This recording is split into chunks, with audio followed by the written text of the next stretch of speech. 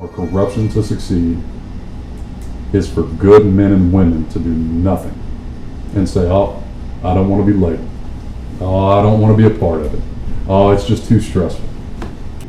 So what is like your Purple Heart Bronze Star? Tell me a little bit about that. That came from, I got both of them pretty much in a 3-day time span.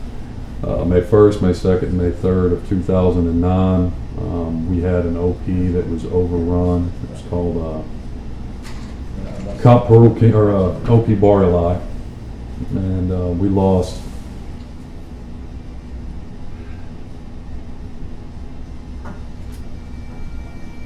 every one of our guys that was up there. Our brothers didn't die in vain. Every soldier that's ever lived and that ever will live, they're not going to die in vain. Freedom will not be denied, not as long as there is a breath within every free man and woman that stands in this great nation. This is our country. This is our liberty.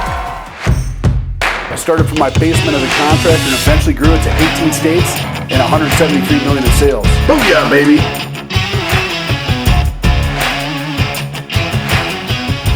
I just think that the vague term negotiated claim is being misused to make people think suddenly you can't act as an American citizen or entrepreneur because that violates the Constitution.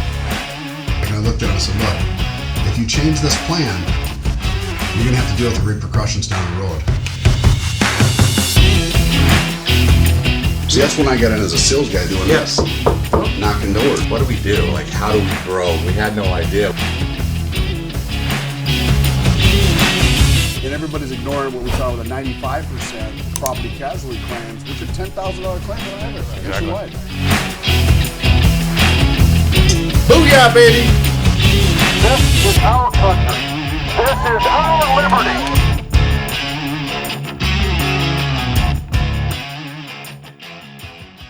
Hey guys, Delmedico. We're here live on the Speakeasy. We got a special guest here tonight, Eric Winn. Eric, I'll give you a pedigree, so like you don't like talking about yourself too much. Here we go. Eric Winn, 3 years overseas, served in Iraq, Afghanistan, combat vet, infantry, who? Oh, what? Was 11 Bravo, 11 Bravo. 11 Bravo, Army. Yeah. Eric's a Purple Heart recipient, Bronze Star with Valor recipient. We'll talk about that a little bit later. Grew up in Texas native. Bred, born, and raised. Proud Texan. Texas native. Always going to be a Texan by birth and Texan by the grace of God. He's here in a Speakeasy Day, guys. We have a new thing at the SVG office called the Incubator, and we help any aspiring entrepreneur, and that's just entrepreneurs. Sometimes it's people that are aspiring to become politicians. Maybe you're trying to come up with a new rap song or whatever, become a musician, an artist. But how do you, today we brought you today and we talked about your strategy and how to deploy video and how to use video to get your messaging out.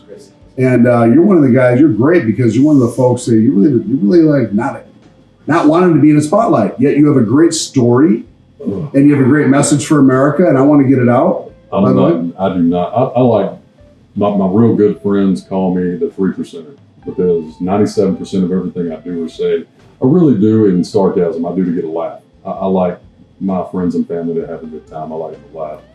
And the 3% is when I get serious, and there's no room for play in there. It's general, real life type stuff. And like you said, I do not hate. I hate being in the serious spotlight. But we're at a point in, I think, American history where I'm a firm believer, it's been said thousands of times, that the only thing needed for corruption or evil to prevail is for good men and women to do nothing. And I think there's more of us that need to stand up that are true patriots, true constitutionalists. I'm not talking about Republicans and Democrats. I'm talking about people that are free thinkers that understand that we're a melting pot of culture, and you have to really pay attention to everything going on around you and make an informed decision rather than just backing apart. Right. And not be sucked into the two-party narratives that we're literally being forced on every day by either the right or the left. Development tunnel. You and I are in the same alignment there. Eric Winn, guys, was raised by his grandparents as a young kid at 2. Grew up in Texas. He had his first job at the age of 7. 7 years old. Being up exterminated. Grew up poor. Exterminated. Went into later on as a young adult. Now, when you were 18, did you go to the military right away at 18, or did you? No. I actually went to work for Brown Brothers Construction right off the bat doing concrete work. Construction. That's my industry, by the way. Backbreaker. They'll like this story. And what did you do in construction? As a curiosity. Concrete. I did the prep work, set up the forms, and got ready for them to come in and actually. Didn't you just hurt your back this week doing concrete? I did. I was helping my father. Not my father. What happened? We were doing some cutting. We had this huge concrete saw. It was Husqvarna, and the concrete we were cutting through was about a little over 4 inches, 5.5, 6 inches deep. So we're using this huge saw. It's got one of the big blades on it. And I went to stand up, and I had a boo-boo and hurt my back. So you're a little old. I'm getting a little older in life. I've hurt myself a few times. How old are you, by the way? I am 37. 37. That's a great age. Going on 63. I'm 10 years your senior. I don't want to tell anybody that. I've damaged my body a lot in life. The military played a hard role. I mean, anybody that's ever served, God bless all of our uniform veterans and people that served, but anybody that's ever served had a ruck, carry them rucksacks, go to combat and do the same thing, and the things you have to experience in Afghanistan, going up and down mountains, chasing people through villages in Iraq, and the uneven, you go over a wall and it's like up to here and you jump and it's way down there. Let's talk about that for a minute, because there's some people that put their lives on the line, or perceivably or willing to put their lives on the line for this thing called the Constitution, which you and I both swore an oath to. Yes. Which is, you think about like freedom of speech, freedom of religion, the right to assemble, the right to express grievance to your government, the right to bear arms.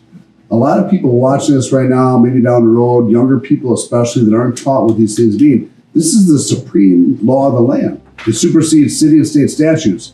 And the reason I want to build on this is there's soldiers out there over a year. I mean, I think it's like 1.7 million soldiers died since the inception of America to defend this thing called the Constitution.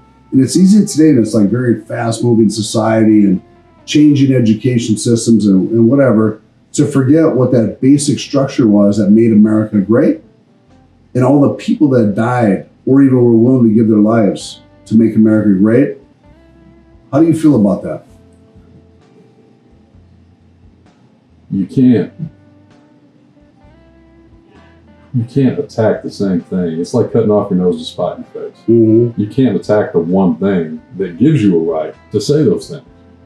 I mean, you look at Venezuela.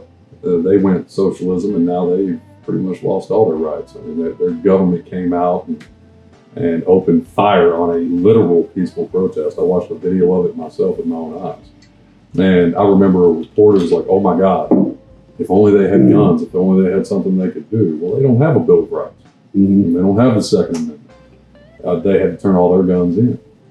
When you look at the history of America, you look at the history of the world, the reason the Second Amendment is in there is because the people that wrote that had already been under a tyrannical government. Right. They knew what it was like to be oppressed. They put that in our overtaxed, oppressed, all the suffrages that they had to go through to get to where we were a free nation and we had these Bill of Rights. These people, that's what the Bill of Rights is so well worded in the way it's written in our Constitution, that these people actually experienced everything that they hated in life that kept them from being free men, women, and children. And they put that into this Bill of Rights that we, as soldiers, go and fight for. We took an oath to that Constitution. And everybody says, well, you took an oath to follow the lawful orders of your commander-in-chief. Well, the part everybody forgets is that one key word in there, the lawful orders of the commander. It doesn't say all orders of the commander-in-chief. Mm-hmm. It says lawful. If you go to your UCMJ, I want to say it's Article 90 and Article 91 that breaks down what a lawful order is and what an unlawful order is. Unlawful is anything that's unconstitutional. If you receive an order in the military, you serve, and anybody else that served, if you receive an order in the military, even if you're the lowliest private, that goes against the Constitution and you follow that order and trample somebody's constitutional rights, it doesn't matter. You can't use the excuse, well, I was doing what I was told, but I was following orders. Under the UCMJ, it states that you are going to be punished to the fullest extent because that is what the military is. That is what our oath is. So people watch this right now. What does close combat mean? So they understand. It's exhilarating, to say the least. I know you don't want to talk about it, but I want them to understand what people die for and serve for in the military to protect this thing we call the constitutional rights. And what happens sometimes out there. You ever hear somebody say that war is hell? Yeah. All right. War in hell. The hell is hell. People, who's in hell? Let me ask you that. If you were to believe in if somebody believes in religion and you believe hell exists. I don't believe in all that, but. Well, that's your choice. But let's say for an instance that hell exists. Okay. Who's in hell? The bad guys. People that deserve to be there. Right. Who's in war? There's all kinds of innocent people. The heroes. No, sometimes. The winners. There's always going to be a winner, always going to be a loser. But war is worse than hell. I'm a Christian. I believe in heaven and hell. On a battlefield, even the innocent die. There are women, there are small kids that die in what we call collateral damage. Yeah.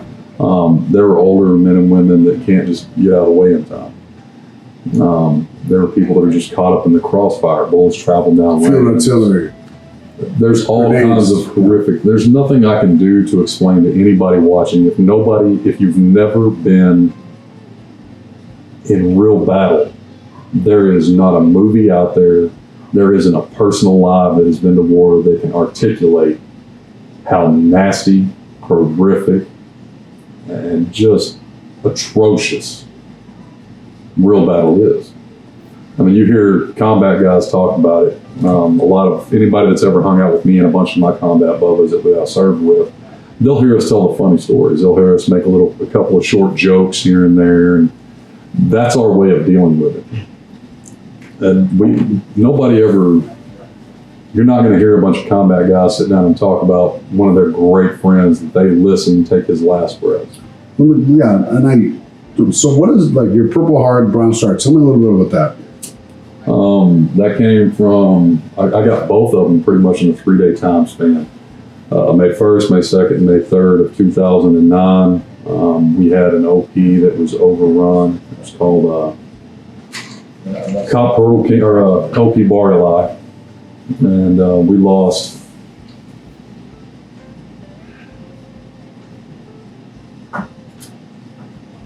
We lost every one of our guys that was up there. And we fought for 3 days straight to try and take the hill back and push them back down into the valley.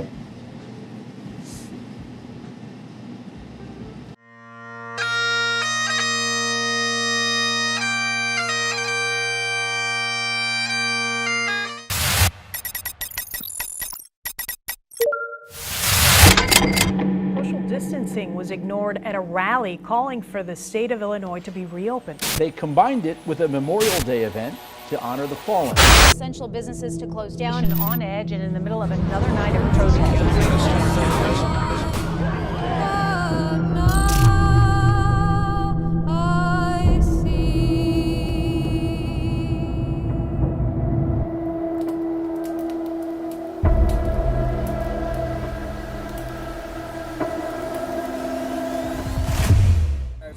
Delmedico. I'm here downtown Chicago.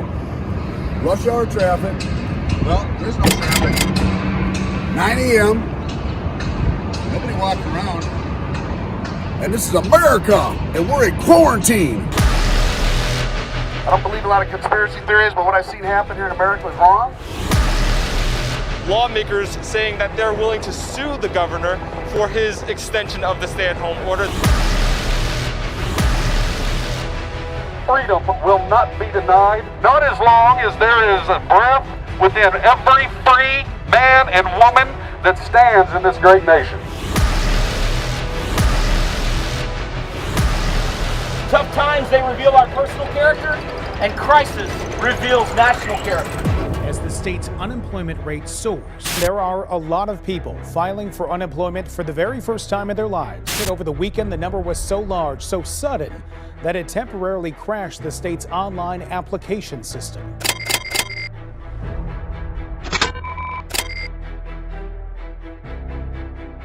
So you got to still maintain all that while you have no revenue coming in. 100%. So it's been pretty gut-wrenching. You know, you think about the time and work you've put in, and you put away for a rainy day, but it didn't rain, it poured. The restaurant food service industry is the largest private sector employer here in the state of Illinois. Most of them are small mom and pop places, and they go from week to week. In the restaurant industry, you are more than employees to each other. We are a family. We're a well-knit family.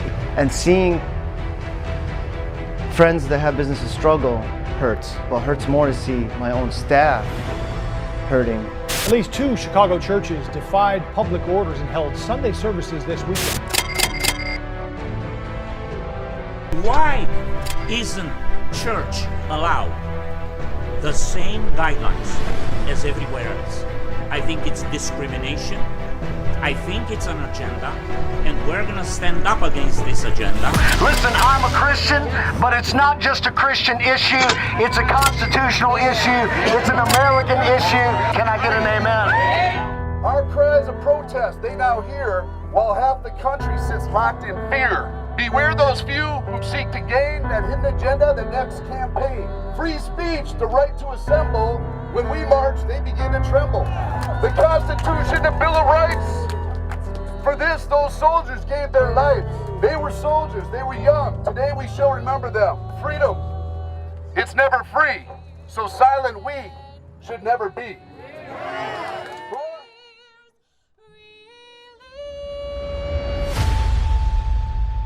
This is our country.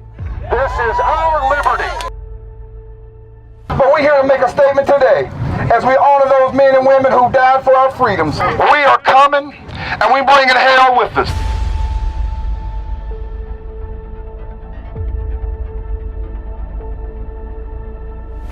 I feel like I got my back turned on by the government when they said they're gonna help. I mean, listen, if I'm drowning, I need your help. You're not gonna tell me next week I'll get you out the water. I'm gonna die. And the one way the enemy gets to us all is through fear. I know that wearing masks in a community wear situation is not backed by science. Stop buying the story. You got to become the story. Your constitutional rights cannot be restricted by unconstitutional city orders or state decrees. If you love your country, you stand up here with me. Come up here, I'll give you a hug. I ain't scared of shit.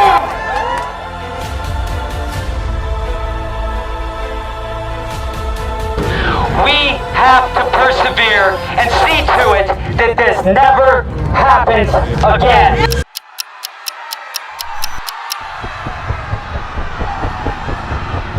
Leave. Get it right.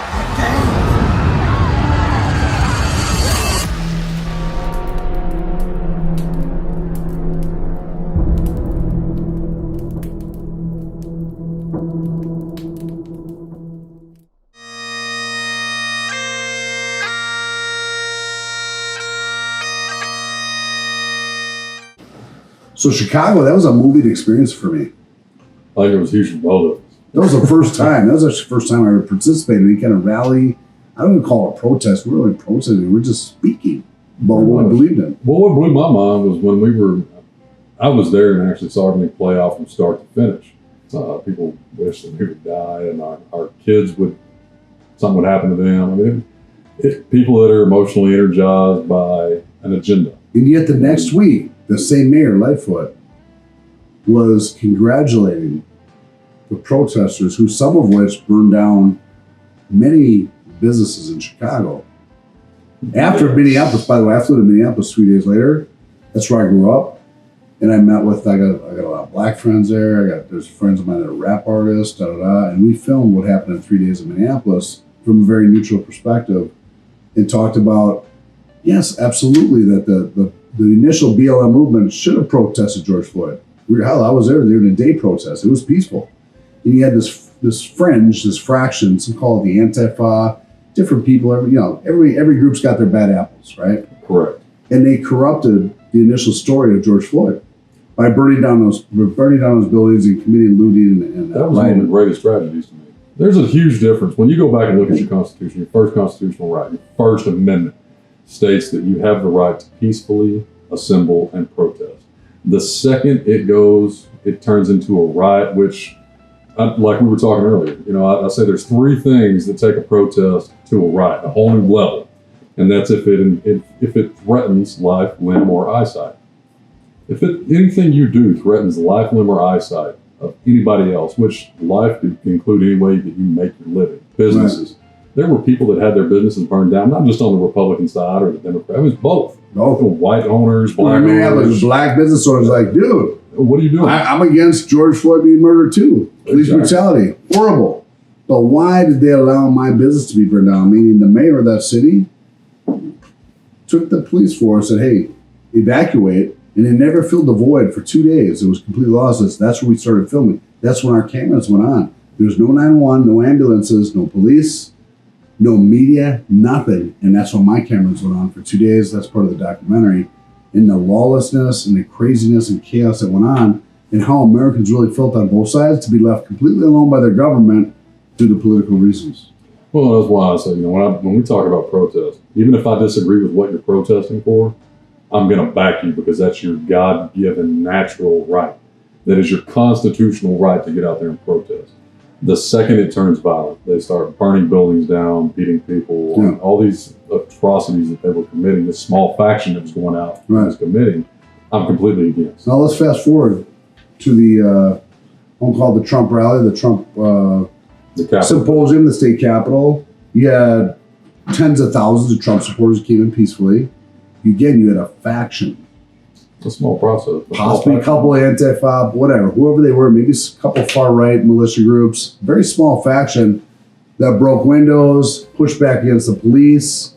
I believe there was a cop assaulted, maybe even killed. With a brick or some kind of thing. I believe so. Absolutely criminals. Absolutely to be denounced. They should be tried to the fullest. But the folks that actually walked into the Capitol holding flags that weren't doing that, that's actually their right to protest. And I saw the same thing happen in Arizona here. Peacefully it happened here. They walked in, they actually all the way to the governor's office upstairs, but they weren't burning anything down there. Peacefully assembling, thank God, there's no faction like that. But when you get 100,000 plus people together, sometimes things happen. I think the same thing happened to BLM. I think BLM had a great message when George Floyd got murdered initially. I agree. I think it needed to be called out. There was a faction, not during the day, usually at night. There's some fireworks going off. And look, when you got 10,000 people protesting, it only takes 30 people in the front to throw some fireworks and do some weird stuff that causes the cops to do X. And I saw it happen here in Scottsdale, where I'm from. And I saw the breaking of windows. There was like 3 or 4 protesters and a whole bunch of people doing stuff that had nothing to do with protesting. You know what I mean? Yes. And that happened both in the BLM movement, which, by the way, started for a great cause, George Floyd. It happened again in the Trump movement, what we saw at the state capitol. I mean, you can't alienate or demonize the entire section group. BLM initially had a great message. There's been a history of police brutality on blacks. Can't deny it. It's a small minority of police. It needs to be dealt with. I think that's happening now. It does need to be dealt with. Yeah. They have constitutional rights just like anybody else. You want to talk about George Floyd, so you got illegal search and seizure, 4th Amendment. You got cruel and unusual punishment. I think it's the 8th Amendment. You got denied due process of law, 5th Amendment.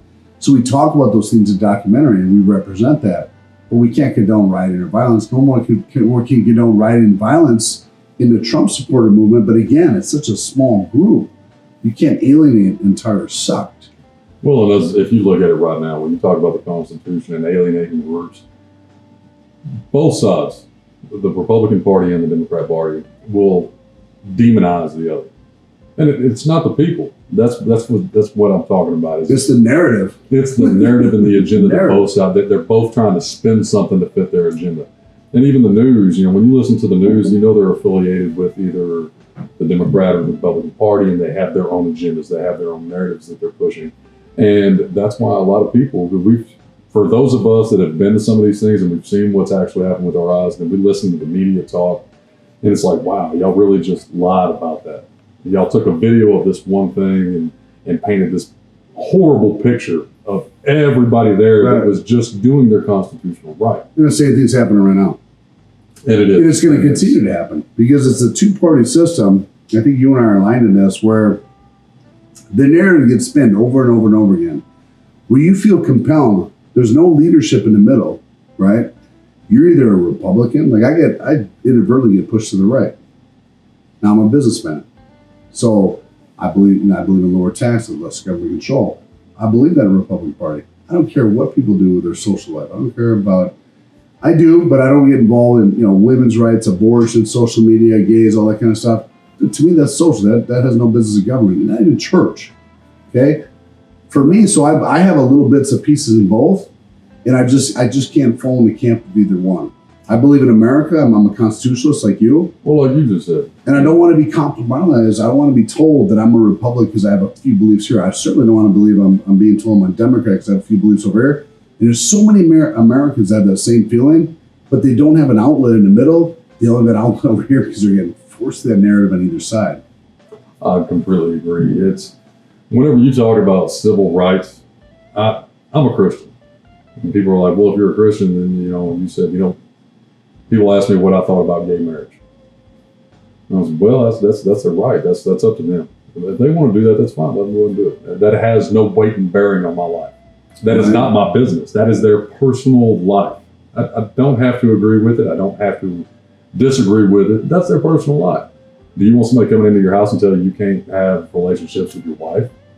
Like, you want somebody coming in and saying you got to wear a mask all the time when you're at your house with your family? These are ridiculous things. Right.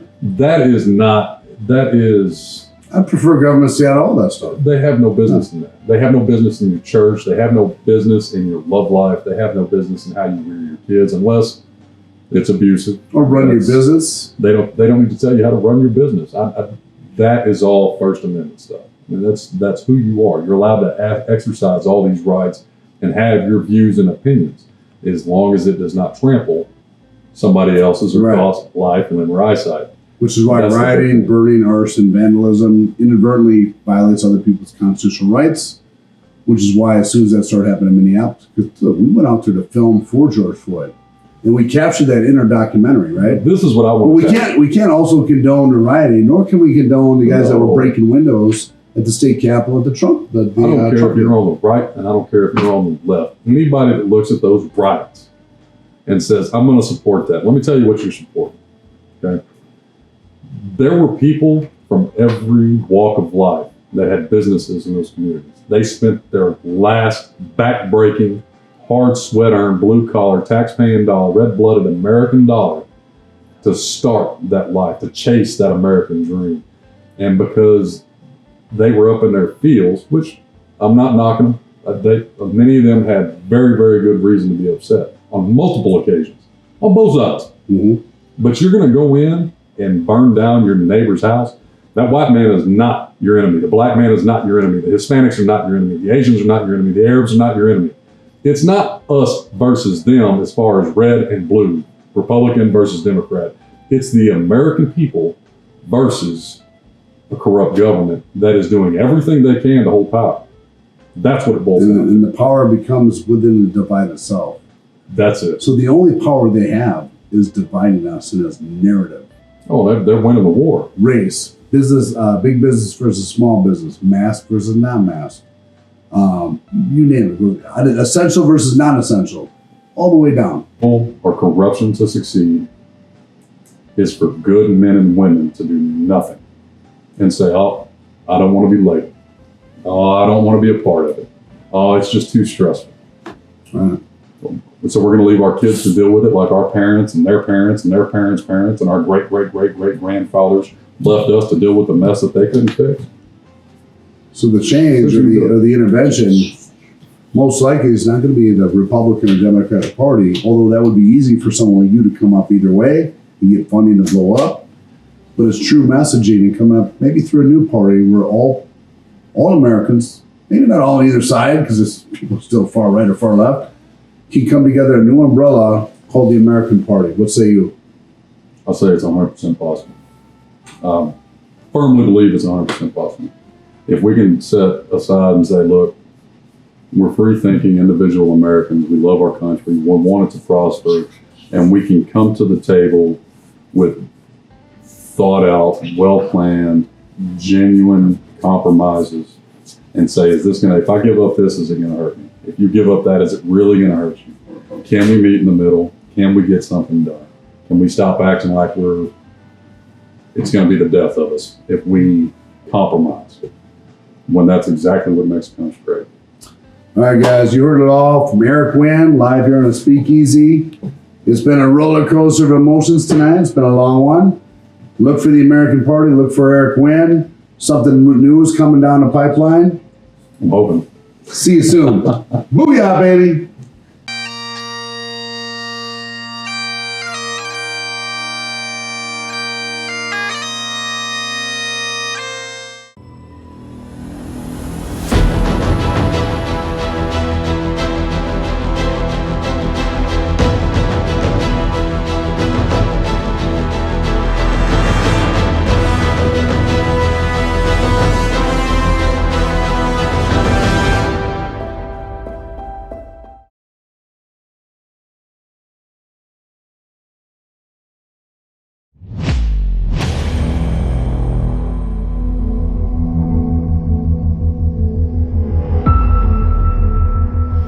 COVID-19 continues to spread, businesses and tourist hotspots are shutting down as precautionary measures. All non-essential businesses closed as governments try and slow the spread of COVID-19. Many small businesses, they are struggling to survive at this point. Some are even on the verge of collapsing. For more on this, I want to bring in Polly Weed, NFIB Director of Research and Policy. The president's been pushing hard to get parts of our country back open as soon as possible. Our country was built to get back to work. We don't have a country where they say, hey, let's close it down for 2 years. We can't do that. You have to look at also the macroeconomic stats, what can happen. You got an increase in suicides, depression, alcohol abuse, drug overdoses. That's already starting now. And what I believe in here in a couple months, when people look back at this, they're going to find that those statistics are far greater than those that died from the virus itself.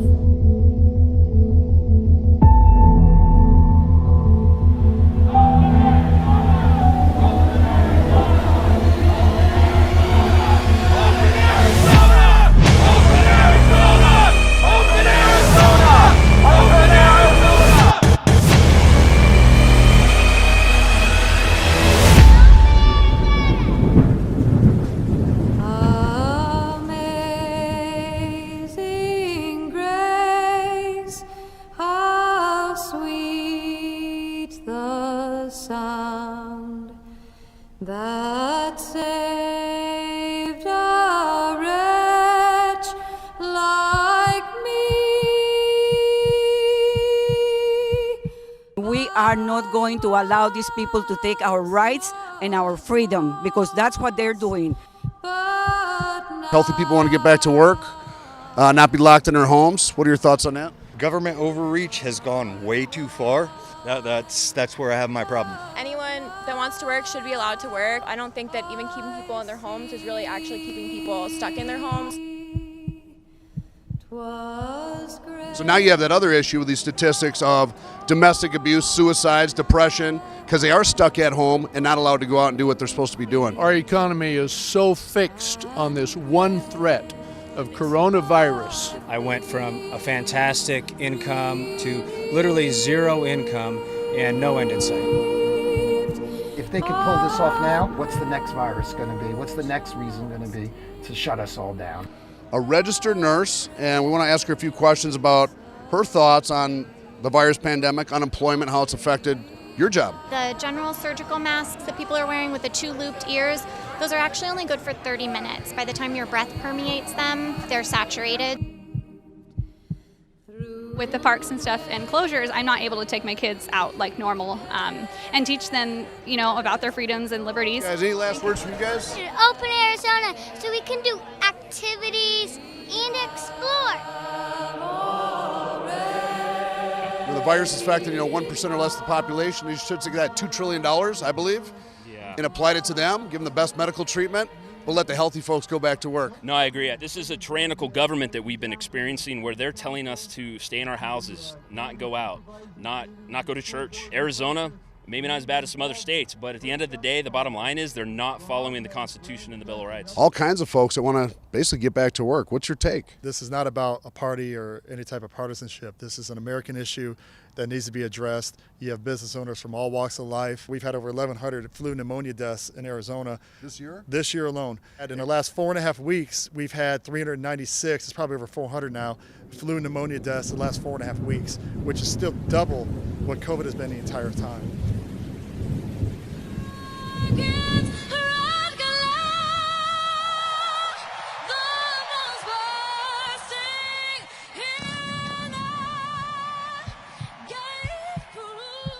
Number one, Congress shall make no law respecting an establishment or religion, or prohibiting the free exercise thereof, or abridging the freedom of speech or the press, or the right of the people to peaceably assemble and to petition the government for a redress of grievances. We're not marching because we're against protecting or providing the best medical treatment care monies to the 1%. We're marching because we believe the shutdown of America is wrong. It's unconstitutional.